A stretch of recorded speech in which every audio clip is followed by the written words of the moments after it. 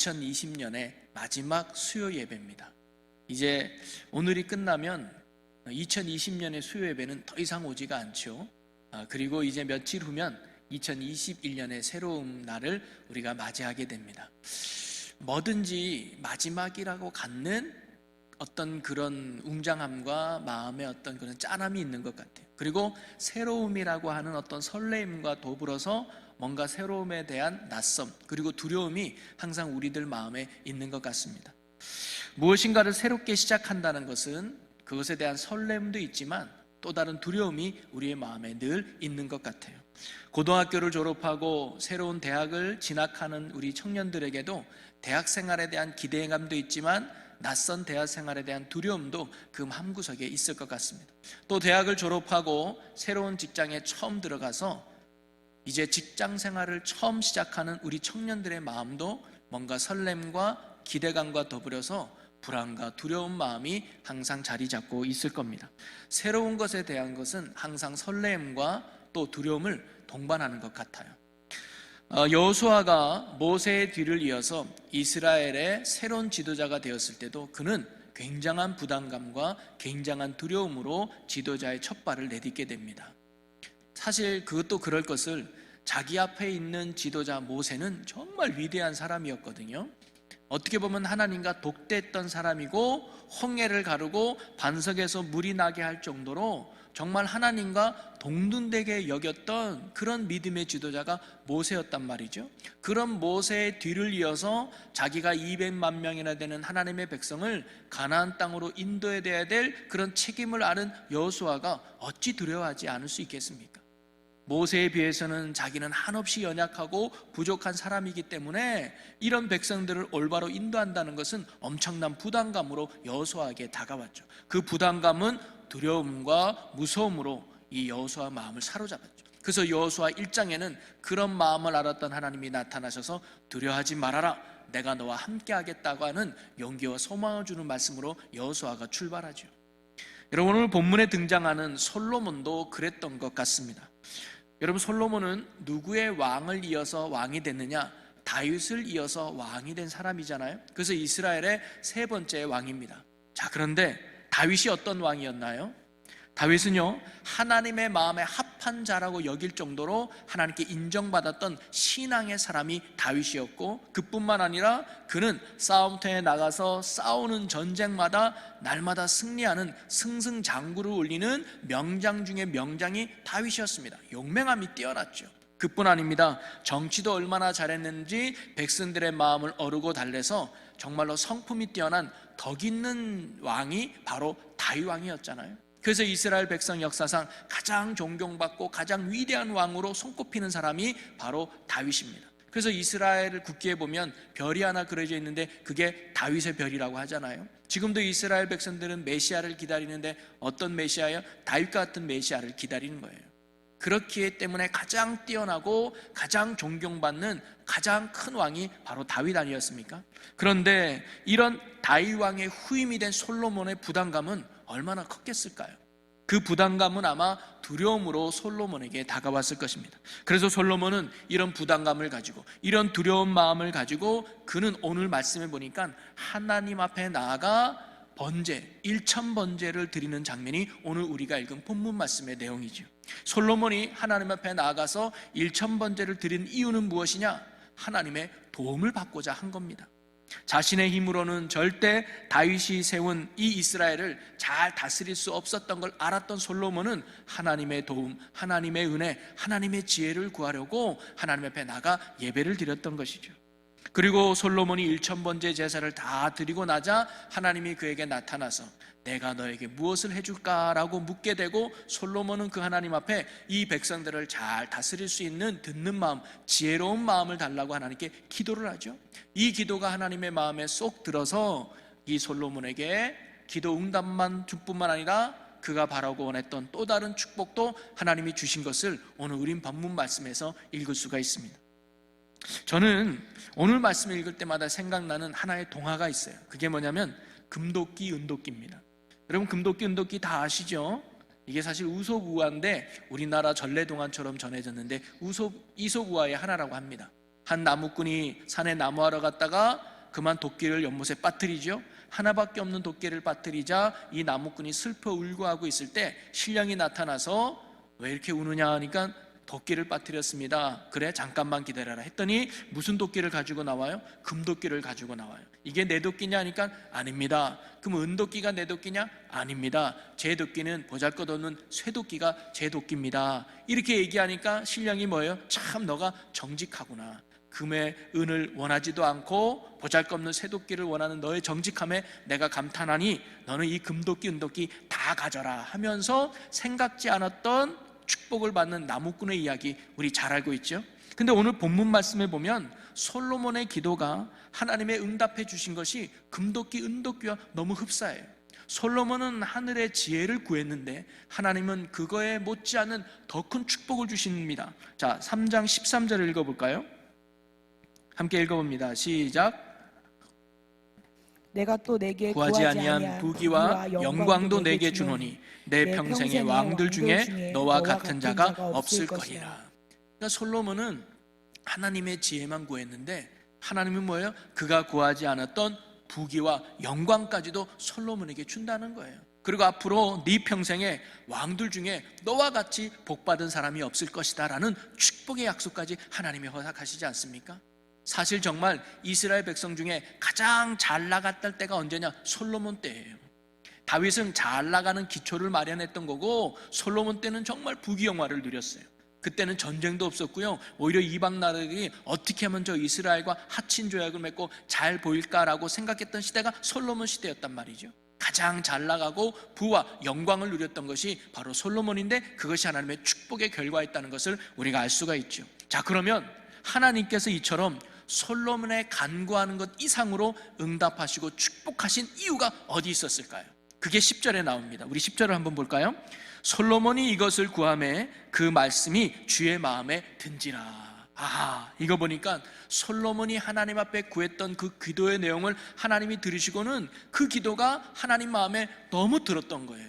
여러분, 여기에서 우리가 중요한 영적 교훈을 하나 발견할 수 있는데 우리가 하나님 앞에 신앙생활 하는 것도 중요합니다. 그리고 우리가 하나님 앞에 기도 생활하는 것도 중요해요. 그러나 그것보다 더 중요한 건 뭐냐면 하나님이 기뻐 받으실 만한 신앙생활을 해야 하는 것이고 하나님이 마음에 드는 기도를 하는 것이 중요하다는 것을 오늘 솔로몬을 통해서 우리에게 가르쳐주고 있습니다. 오늘 우리는 2020년의 마지막 수요 예배를 드리고 있죠. 그래서 매출임 우리가 2021년을 맞이하지 않습니까? 한 번도 가보지 않았던 인생, 한 번도 살아보지 않았던 새로운 인생, 그 2021년을 맞이할 때 여러분 어떤 마음으로 맞이하고 있나요? 혹시 근심과 걱정으로 2021년을 준비하는 우리들은 혹시 없습니까? 야, 올해도 코로나 때문에 너무 힘들었는데 내년에는 또 어떤 어려움이 우리에게 다가올까? 또 어떤 고통이 우리를 찾아올까?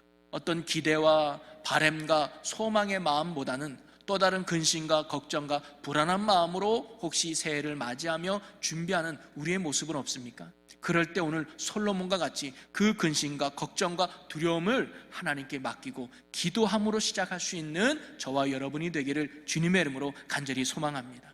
그리고 그 기도가 하나님의 마음에 합한 기도, 하나님의 마음에 드는 기도로 드릴 수 있는 우리가 되기를 소망합니다. 그래서 하나님이 우리의 기도를 들으시고 솔로몬이 넘치는 은혜 속에 살았듯이 우리가 내년에도 하나님이 부어주시는 놀라운 은혜와 넘치는 은혜 속에서 날마다 승리하며 살아갈 수 있는 저와 여러분의 복 있는 삶이 되시기를 주님의 이름으로 간절히 축원합니다.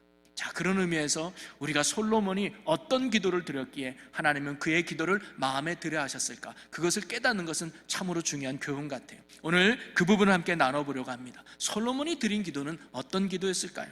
그리고 하나님의 마음에 드는 기도는 어떤 기도였을까요? 오늘 세 가지를 우리가 한번 같이 나눠보고 생각해 보려고 합니다. 그래서 저와 여러분이 이런 하나님의 마음에 드는 기도자가 되어서 하나님의 뜻과 응답 속에 살아갈 수 있기를 간절히 축원합니다. 그 첫 번째는 뭐냐면 최선을 다해 헌신하는 기도였다는 거예요. 저는 이것을 헌신의 기도라고 정의하고 싶습니다.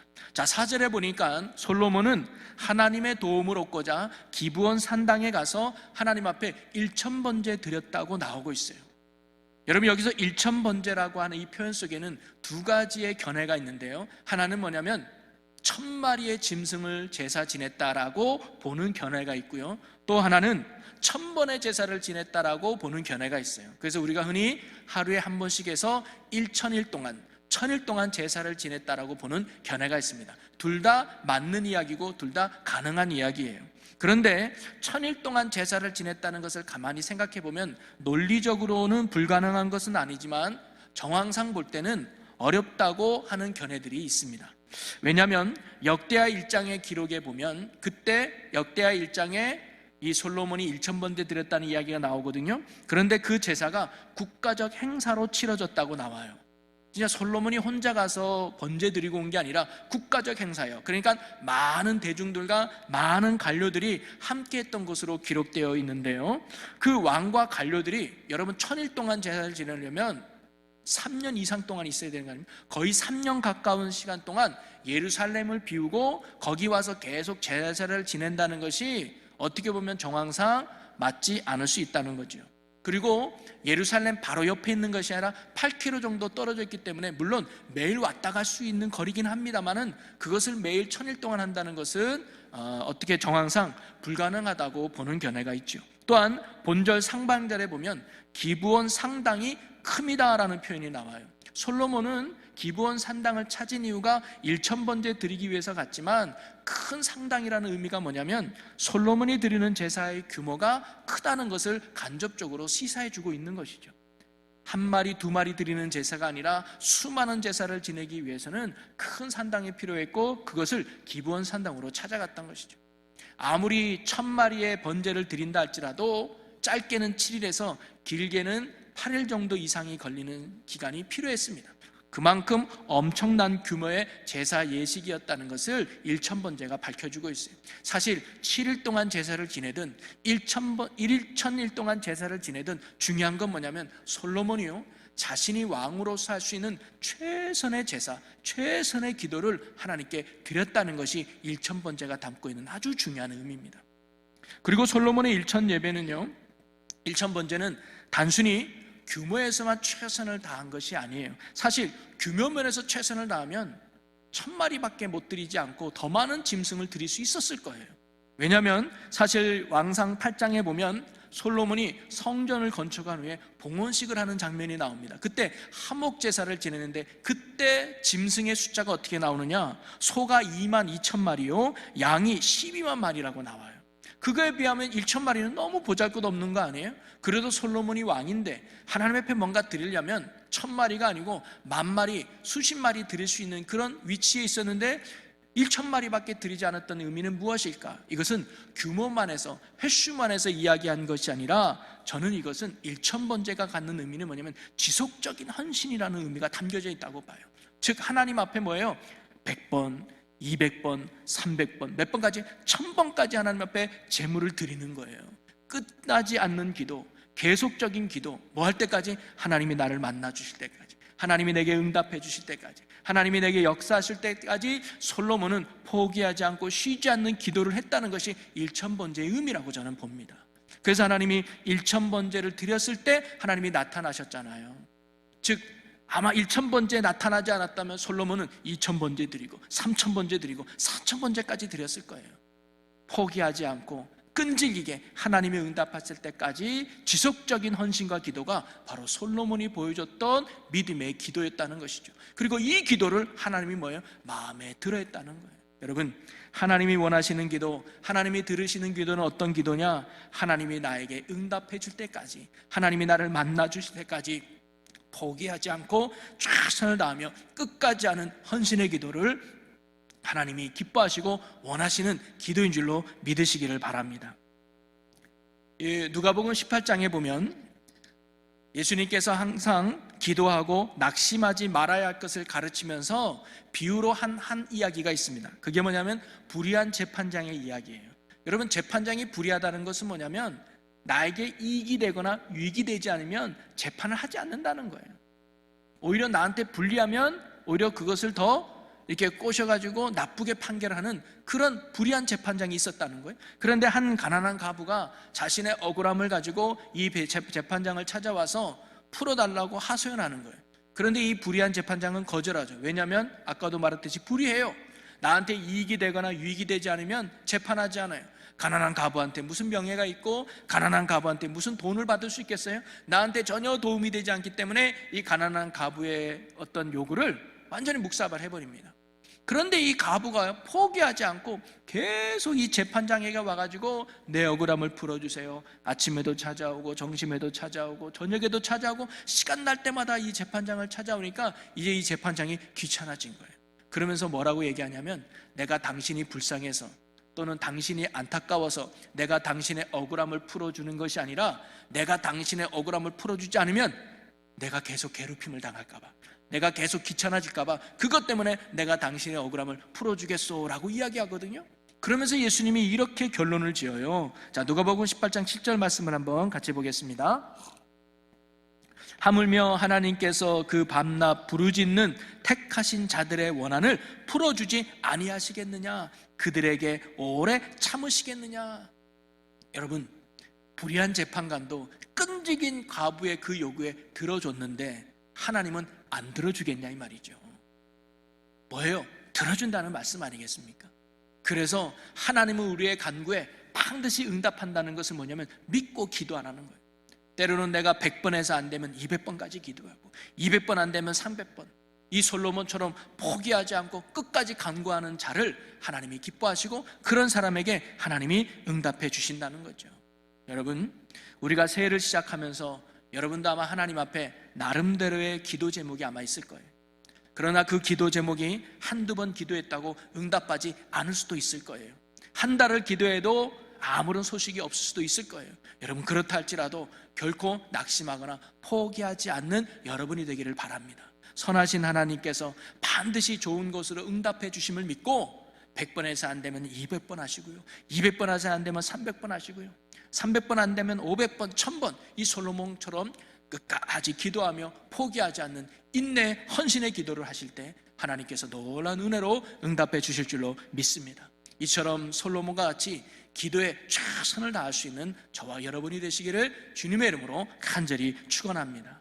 그런데 이 솔로몬이 인천 번제를 드렸다는 것은 자신이 하나님 앞에 최선을 다했다는 것인데, 그것은 기도에만 한정된 것이 아닙니다. 여러분, 일천 번제가 의미하는 또 다른 의미는 뭐냐면 바로 예배입니다. 한마디로 말하면 솔로몬은 기도하기 전에 하나님 앞에 예배자로서 최선을 다해서 예배드렸다는 것이 일천 번제가 갖는 의미입니다. 그 예배를 하나님이 받으셨기에 솔로몬의 기도에 응답해 주셨던 것이죠. 우리도요, 힘들고 어려운 환경 속에 있다 할지라도 우리가 드리는 예배에 최선을 다하여 하나님 앞에 드릴 수 있는 예배자가 되기를 주님의 이름으로 간절히 소망합니다. 최고 되신 하나님 앞에 최선의 예배를 드릴 수 있는 우리가 되어야 한다는 것이죠. 이런 예배를 드릴 때 하나님이 우리의 간구를 들으시고 마음에 드는 기도로서 하나님이 응답해 주신다는 것입니다.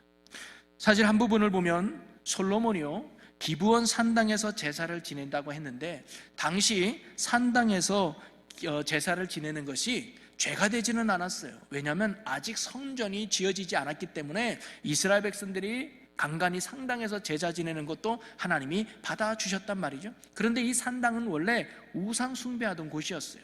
가나안에 사는 백성들이 자신이 믿는 신에게 예배했던, 제사했던 장소가 산당이거든요. 그런데 아직 성전이 짓지 않았기 때문에 그 산당에서 하나님 앞에 제사를 지냈던 겁니다. 자, 그러나 문제는 뭐냐면 예루살렘 성전이 완공된 후에도 산당 제사에 익숙해 있던 이스라엘 백성들이 계속적으로 상당에서 제사를 드렸다는 거예요. 그러면서 점점 그들이 하나님을 멀리하고 우상에 빠지는 그런 결과를 낳았다고 하는 것입니다. 저는 이것이 오늘날 우리에게 시사해 주는 바가 참으로 크다고 봐요. 여러분, 지금 우리는 코로나라고 하는 예상치 못한 상황에 의해서 이렇게 현장이나 예배당에 와서 예배 드릴 수 없고, 지금 여러분이 있는 삶의 자리에서 화면을 보고 우리가 영상으로 지금 예배를 드리고 있지 않습니까? 물론 영상으로 예배 드리는 것이 나쁘다, 잘못됐다고 말하는 건 아니에요. 그러나 우리가 성전에 모일 수 없기 때문에 영상으로 예배 드리는 거 아니겠습니까? 이스라엘 백성들에게는 아직 성전이 완공되지 않았기 때문에 그들이 산당에서 예배 드리는 것이 어느 정도 허용이 됐던 것처럼 말이죠. 자, 그런데 우리가 다시 예배가 회복되어져서 성전에서 우리가 다시 예배 드리시는 상황이 있음에도 불구하고 우리가 영상 예배에 익숙해져서 성전이 아닌 영상으로만 예배를 드린다면 그것은 자칫 우리의 신앙에 위험해질 수 있다는 겁니다. 이스라엘 백성이 예루살렘 성전에 있으면서도 산당에서 제사 지낸 이유는 뭐냐면 거리가 멀기 때문이에요. 야, 뭐로 거기까지 가나? 우리가 전에도 산당에서도 예배 드렸는데 여기서도 예배 드리면 되지 라고 하는 안일한 마음에 멀리 가는 게 귀찮아서, 또 하나님 앞에 제사 지내는 절차와 방법이 너무 까다로워요. 너무 복잡해. 간단하고 편리하게 예배 드리고 싶어서 그들이 찾았던 것이 산당이에요. 그러면서 점점 그들은 신앙의 나탐으로 이어지고 그것은 곧 우상 숭배로 연결되었다고 하는 사실입니다. 그러기에 우리도 성전에서 예배 드릴 수 있을 때는 성전에 나와서 예배 드리는데 힘쓰는 여러분이 되기를 소망합니다. 만민이 기도하는 집으로 세워진 이 성전에서 예배 드리는 것을 우리가 늘 사모해야 된다는 것이죠. 그러나 물론 부득이한 상황에서 우리가 성전에서 모일 수 없을 때는 여러분이 있는 그 자리가 성전 삼아서 최고 되신 하나님 앞에 최선을 다해서 예배를 드려야 하는 것입니다. 그럴 때 우리의 기도를 하나님이 마음에 들어 하시고 응답해 주신다는 것이죠. 사실 중요한 것은 장소가 아니라 우리의 마음이죠. 그런데요, 이 마음도 어떤 장소에 있냐에 따라서 달라진다는 것도 무시 못하는 거예요. 그러니까 저와 여러분이 성전에서 예배드리기를 힘쓰고 성전이 아니라면 지금 여러분이 있는 자리에서 최고 되신 하나님 앞에 최선을 다해서 예배드려서 솔로몬과 같이 최선의 헌신과 또 이런 기도와 예배로 살아갈 수 있는 저와 여러분이 되시기를 주님의 이름으로 간절히 축원합니다. 두 번째로 솔로몬이 보여줬던 주님의 마음에 합한 기도는 뭐냐면 그는 자신을 낮추는 겸손함의 기도, 한마디로 말하면 겸손의 기도였다는 겁니다. 자, 6절 7절 말씀을 한번 같이 읽어보도록 하겠습니다. 솔로몬이 이르되 주의 종 내 아버지 다윗이 성실과 공의와 정직한 마음으로 주와 함께 주 앞에서 행함으로 주께서 그에게 큰 은혜를 베푸셨고 주께서 또 그를 위하여 이 큰 은혜를 항상 주사 오늘과 같이 그의 자리에 앉을 아들을 그에게 주셨나이다. 나의 하나님 여호와여, 주께서 종으로 종의 아버지 다윗을 대신하여 왕이 되게 하셨사오나 종은 작은 아이라 출입할 줄을 알지 못하고 라고 나오지요. 솔로몬은 하나님께 기도할 때 다짜고짜 하나님 이것 주세요, 이거 원합니다 라고 자기의 요구를 먼저 이야기한 것이 아니라 그는 하나님 앞에 기도할 때 먼저 하나님이 다윗에게 베풀어 주었던 은혜를 먼저 고백하고 있어요. 다윗이 날마다 승리할 수 있었고 그가 왕의 자리에 오른 것은 전적으로 하나님의 은혜였다는 것을 지금 솔로몬이 고백하고 있는 거 아닙니까? 그러기에 솔로몬은 정확하게 알고 있었어요. 뭘 알고 있었느냐? 다윗의 승리와 영광은 다윗이 잘나서가 아니라, 다윗이 뛰어나서가 아니라 다윗과 함께 하신 하나님의 위대함, 하나님의 뛰어남, 하나님의 은혜와 능력이었음을 그가 지금 뭐예요? 정확하게 고백하고 있는 것이죠. 그러면서 그 하나님 앞에 자신도 작은 아이에 불과하다라고 고백하고 있는 거예요. 여러분, 왕의 자리가 보통 자리입니까? 세상에서 그래도 손꼽히는 가장 높은 자리 아니에요? 그러니까 솔로몬은 내가 비록 왕의 자리가 있다 할지라도 전능하신 하나님 앞에 나는 작은 아이에 불과합니다, 아무것도 아닙니다라고 하는 겸손함의 고백을 지금 솔로몬이 하고 있는 거예요. 이는 저 또한 왕이지만 하나님의 은혜가 아니면, 하나님의 도우심이 없으면, 하나님이 역사해 주지 않으면 나는 아무것도 할 수 없는 연약한 자일 뿐입니다라고 지금 솔로몬이 하나님 앞에 고백하고 있는 것입니다. 이처럼 하나님 앞에 자신을 아무것도 아니라고 하는 철저한 낮아짐, 그리고 하나님만의 위대함을 높이는 이런 겸손의 기도를 하나님이 뭐예요? 마음에 들어 하신다는 거예요. 여러분, 아브라함에게 하나님께서 99세가 되었을 때 이삭을 선물로 주시지 않습니까? 애가 없던 아브라함에게 99세 때 하나님께서 이삭이라고 하는 은혜를 베풀어 주셨는데, 이 아브라함이 이삭을 얻기 전에, 즉 하나님이 아브라함에게 이삭을 허락하기 전에 아브라함이 하나님께 보인 행동이 있는데 그게 뭐냐면 엎드렸다고 나와요. 여러분, 엎드렸다는 의미가 뭐냐면 두 손 두 발 다 들었다는 거거든요. 항복했다는 거예요. 그전에는 그래도 아브라함이 자기 힘으로 뭔가 해보려고 그랬어요. 내가 그래도 돈도 있는데, 내가 그래도 좀 체력이 있는데, 내가 그래도 좀 힘 좀 있는데 내 힘으로 뭔가 이룰 수 있겠다고 하는 생각으로 살아왔었어요. 그런데 99세 되니까 이제는요, 믿을 게 아무것도 없는 거예요. 그래서 하나님 앞에 뭐예요? 다 내려놓은 거예요. 하나님, 나는 아무것도 할 수 없습니다. 내가 아무리 돈이 많아도 이거 아무것도 아닙니다. 내가 아무리 명예가 있어도 이거 아무것도 아닙니다. 내가 가지고 있는 지식 이거 아무것도 아닙니다. 하나님 앞에 나는 아무것도 아닙니다라고 항복하며 두 손 두 발 다 내려놓은 게 엎드렸다는 표현인데, 이런 엎드림 속에 하나님이 뭐예요? 아브라함을 기억하시고 그에게 이삭을 허락하셨다는 겁니다. 바로 그게 뭐예요? 그게 겸손함의 기도예요. 하나님, 나는 아무것도 할 수 없습니다. 하나님뿐입니다. 이런 마음의 고백을 주님이 원하시고, 그런 기도하는 자에게 하나님이 응답해 주신다는 겁니다. 여러분, 우리도 솔로몬과 같이 기도할 때 하나님만을 전적으로 신뢰하며 그분만을 의지할 수 있는 겸손함의 기도자가 되기를 주의 이름으로 간절히 소망합니다.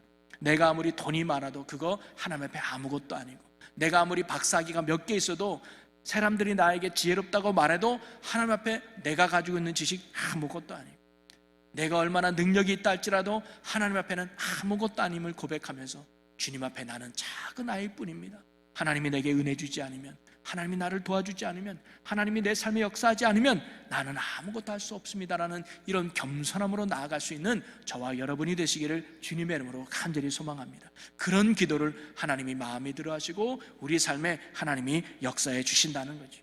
그리고 세 번째로 솔로몬이 우리에게 보여준 주님의 마음에 드는 기도는 뭐냐면, 그는 자신의 유익이 아니라 공동체의 유익을 위해 기도했다는 거예요. 저는 이것을 섬김의 기도라고 정의하고 싶습니다. 한마디로 솔로몬의 기도는 자신의 유익과 안위만을 위한 기도가 아니라 하나님의 백성을 위한 섬김의 기도였다는 거예요. 자, 8절 9절을 한번 볼까요? 말씀이 있습니다. 8절 9절입니다. 왕께서 택하신 백성 가운데 있나이다. 그들은 큰 백성이라 수요가 많아서 셀 수도 없고 기록할 수도 없사오니 누가 주의 이 많은 백성을 재판할 수 있사오리이까? 듣는 마음을 종에게 주사 주의 백성을 재판하여 선악을 분별하게 하옵소서. 아멘. 여러분, 솔로몬은요, 이스라엘 백성을 이야기할 때 8절에 뭐라고 말하면 왕께서 택하신 백성이라고 표현을 해요. 즉 이스라엘 백성은 내 백성이 아니라 하나님의 백성이라는 고백이 담고 있는 거 아니겠습니까? 이것은 뭘 말하냐면, 이스라엘 백성은 단순히 자신이 다스려야 될 대상으로 여기는 것이 아니라 하나님이 사랑해서 택하신 백성이며 곧 하나님의 조상들에게 약속하신 하나님의 뜻을 이루는 민족으로서 내가 섬겨야 될 대상으로 지금 솔로몬이 고백하고 있는 거예요. 그러한 백성을 위해서 자신을 지도자로 택하시고 세우신 하나님을 믿기에, 하나님, 내가 어떻게 하면 하나님이 이 백성을 잘 섬길 수 있을까요? 어떻게 하면 하나님이 이 백성을 잘 지혜롭게 인도할 수 있을까요? 이런 나의 유익과 나의 만족을 목적으로 삼지 않고 하나님의 백성을 위한 목적으로 그가 기도했다는 겁니다. 그리고는 그가 하나님의 뼈에 구한 것은 단 하나, 뭐냐? 듣는 마음을 달라고 기도했던 거 아닙니까? 여러분, 듣는 마음은 개역 한글로는 지혜로운 마음이라고 표현되는데, 쉽게 말하면 귀를 기울이는 마음을 달라는 거예요. 당연하죠. 왜냐하면 이 백성들은 하나님의 백성들이에요. 하나님이 다스리는 백성이에요. 그러면 하나님이 뭘 원하는지 바로 이 솔로몬이 알아야 되는 거죠. 하나님, 이 백성에게 원하는 것이 무엇입니까? 이 백성에게 뜻한 것이 무엇입니까? 라는 듣는 마음을 내게 주세요. 그래서 하나님이 원하는 게 무엇인지, 하나님의 뜻이 무엇인지를 깨달아서 이 백성에게 하나님이 원하는 삶을 살아갈 수 있도록 이끄는 왕이 되게 해달라고, 그래서 하나님이 위대함이 높여지는 그런 왕으로 쓰임받게 해달라고 지금 솔로몬이 기도했던 거 아닙니까? 또 이 듣는 마음은 하나님에 대한 듣는 마음과 더불어서 백성들의 듣는 마음도 달라는 의미도 있어요. 백성들이 뭐 때문에 힘들어하는지, 뭐 때문에 어려워하는지 내가 왕으로서 귀 기울여서 그들을 돕는, 그래서 그들이 하나님의 백성으로서 올바른 삶, 바른 삶을 살아갈 수 있도록 돕는, 그래서 하나님의 위대함이 드러날 수 있는 그런 역할을 감당해달라고 솔로몬이 지금 듣는 마음을 기도했던 것이죠. 이것은 바로 솔로몬 개인의 유익을 위한 기도가 아니라 하나님이 선택하시고 사랑하시는 백성들을 위한 간구였던 것이고, 이것은 곧 나아가 하나님 나라를 위한 기도였다는 것입니다. 이러한 나를 넘어서 주님의 공동체를 생각하고 하나님의 나라를 먼저 구하는 이 기도를 하나님이 뭐예요? 마음에 들어했다는 거예요. 여러분, 마태복음 8장에 보면요, 예수님이 세 사람의 병든 자를 치료해주는 사건이 연이어서 생깁니다. 첫 번째는 뭐냐면, 한 나병 환자가 예수님께 고쳐달라고 나와요. 그때 예수님이 즉시 치료해 줍니다. 두 번째는 백부장이 예수님께 나와요. 자기의 하인을 고쳐달라고. 그때 예수님이 또 말씀으로 치료해 주는 장면이 나오죠. 그리고 세 번째는 어떤 사람을 고쳐주느냐? 베드로의 장모를 열병으로 알아눕고 있을 때 예수님이 고쳐줘요. 그런데 그때는 베드로가 고쳐달라고 말도 하지 않았어요. 어떻게 보면 예수님이 알아서 치료해주는 장면이 바로 장모를 고쳐주는 사건이거든요. 근데 이 사건이 전체적으로 보면 뭘 말하느냐, 우리의 기도의 지경이 어떻게 넓어져야 되는지를 예수님이 가르쳐주는 장면이에요. 첫 번째는 내 필요를 위해서 예수님께 나올 수 있어요. 이 나병 환자처럼 하나님, 내 문제 해결해 주세요. 내 아픔 치료해 주세요. 내 갈 길 좀 인도해 주세요. 내가 하나님 때문에 복된 인생 되기 원합니다 하면서 내 인생의 유익을 위해서 기도할 수 있어요. 나쁜 게 아니에요. 이것은 기도의 출발일 수 있어요. 그 다음에 우리의 기도는 뭐냐면 나를 넘어서 다른 이들을 위해서 기도할 수 있는 성숙함을 가져야 돼요. 누구처럼? 백부장처럼. 그래서 이 백부장은 누구를 위해 기도합니까? 하인을 위해서. 정말 가족처럼 여겼던 하인을 위해서 먼 길을 찾아와서 예수님께 간절히 기도하는 모습을 보여주지 않습니까? 우리의 기도가 이제는 나를 넘어서 이웃을 위한 기도가 돼야 된다는 거예요. 그리고 세 번째는 뭐냐면 베드로의 모습입니다. 베드로는 헌신한 사람이에요. 예수님을 위해서 자기의 모든 삶을 바친 사람 아닙니까? 즉 먼저 그의 나라와 그의 의를 늘 구하며 살았던 게 베드로예요. 그러면 하나님이 우리가 구하지 않은 것도, 우리가 찾지 않은 것도, 우리가 두드리지 않은 것도 하나님은 뭐예요? 알아서 역사해 준다는 능력의 모습을 보여주는 거예요. 여러분, 우리의 삶이 주님께 집중하면 주님이 우리의 삶을 집중해 주신 줄로 믿으시기를 바랍니다. 오늘도 저와 여러분이 정말 나의 유익만을 구하는 것이 아니라 우리 교회를 위해서, 또 이 나라 이민족을 위해서 하나님의 나라 의를 구할 수 있는 그런 기도의 성숙함이 있기를 주님의 이름으로 간절히 축원합니다. 그런 기도를 하나님이 원하시고 우리의 삶에 응답해 주신다는 거죠. 사랑하는 성도 여러분, 이제 말씀을 정리해 보면요, 우리는 오늘 하나님이 마음에 드는 기도라는 제목으로 함께 말씀을 나누어 보았습니다. 오늘 우리는 2020년의 마지막 수요 예배를 보내고 있고요, 이제 며칠 후면 우리는 2021년이라고 하는 한 번도 가보지 않은 낯선 인생을 살아가야만 합니다. 혹시 솔로몬처럼 걱정과 근심과 두려운 마음이 있다면 오늘 솔로몬이 보여줬던 이 기도의 모습이 오늘 우리들의 모습이 되었으면 좋겠습니다. 우리의 모든 삶을 주님께 맡기고, 하나님, 주님 도움 없이면 내가 살아갈 수 없습니다. 새해도 하나님과 함께하고 하나님의 도우심으로, 하나님의 은혜로 살아가는 복된 삶이 되게 해달라고 기도로 시작할 수 있는 저와 여러분이 되었으면 좋겠어요. 그리고 그 기도는 하나님의 마음에 드는 기도여야 된다는 것이죠. 그러기 위해서 오늘도 우리는 솔로몬을 본받아서 최선을 다하는 기도자가 되어야 됩니다. 한두 번 했다가 포기하지 마시고 하나님 응답하실 때까지 최선을 다해서 끈기 있게 기도할 수 있는 저와 여러분이 되기를 바라고요. 그리고 그 최선은 예배에 최선을 해야 돼요. 우리가 코로나라고 하는 어려운 환경에 부딪혔지만 그래도 예배는 쉬면 안 됩니다. 있는 자리에서 하나님이 받으심 앞에 최선을 다해서 그런 예배자로 나갈 때 하나님 우리를 만나주시고 은혜를 베풀어 주신다는 거죠. 그리고 모든 능력이 주님께 있음을 믿고 나는 아무것도 아님을 고백하면서 나는 낮아지고 주님만을 높여서 모든 능력이 주님께 있음을 고백하며 겸손함으로 나아갈 수 있는, 겸손함으로 기도할 수 있는 저와 여러분이 되기를 소망합니다. 그리고 우리의 기도의 지경이 넓어져서 이제는 나의 유익과 나의 만족만을 위해서 기도하는 것이 아니라 이웃을 위해서, 교회를 위해서, 그리고 성도들을 위해서, 그리고 무엇보다 하나님의 나라와 의를 위해서, 공동체의 유익을 위해서 기도할 수 있는 저와 여러분이 되기를 간절히 소망합니다. 그런 기도가 주님의 마음에 드는 기도고, 그런 기도를 할 때 우리가 구하는 것보다 더 넘치도록 축복하시고 역사하시는 하나님의 은혜를 우리가 경험하게 될 줄로 믿습니다. 오늘 저와 여러분이 솔로몬이 보여줬던 주님의 마음에 드는 이 기도를 드림으로 말미암아 새로 시작하는 올 한 해가, 아니 내년이 정말 하나님이 주시는 넘치는 은혜 속에서, 풍성한 은혜 속에서 날마다 승리하며 살아갈 수 있는 우리 모두가 되기를 주님의 이름으로 간절히 축원합니다. 우리 시간 함께 기도하기를 원합니다. 우리 가족들과 함께 예배드린 분이 있다면 우리 가족들의 손을 꼭 잡고 우리 시간 말씀을 기억하면서 우리 결단하며 기도했으면 좋겠습니다. 할렐루야. 사랑과 은혜가 많으신 하나님 아버지, 솔로몬이 다윗의 뒤를 이어 왕이 될 때 큰 부담감과 두려움이 있었지만 그 모든 아픔을, 문제를 가지고 주님 앞에 나와 간절히 기도할 때 응답받았음을 보게 됩니다. 하나님, 우리도 이제 한 해를 마무리하고 새로운 내년을 시작할 때 주님께 맡기고 주의 은혜로, 주의 도우심으로 살아가는 저희들의 복 있는 삶 되게 하여 주시옵소서. 그리고 우리가 드리는 기도가 주님 마음에 드는 기도가 되도록, 최선의 기도가 되고 겸손한 기도가 되고 섬김의 기도가 될 수 있도록 주님 은혜 베풀어 주시옵소서. 그래야 내년에도 우리가 구하는 것 이상으로, 우리가 찾는 것 이상으로 넘치도록 베푸시는 하나님의 은혜 가운데 복 있는 삶을 살아가는 우리 충주제일교회 모든 주의 자녀들이 되게 하여 주시옵소서. 모든 영광 하나님께 올려드리며 예수님의 이름으로 기도하옵나이다. 아멘.